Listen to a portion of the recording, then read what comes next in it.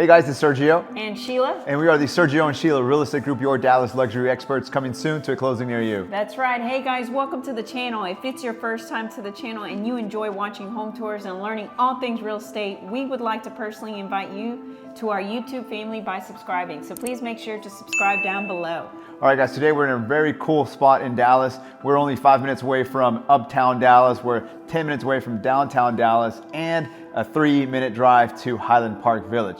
That being said, Sheila, give us more information about this one. Yes, this is built in 2025 by Hudson Construction. It's a 3-bedroom, 3.1 baths. It's a 2-car garage. It's 3,579 square feet.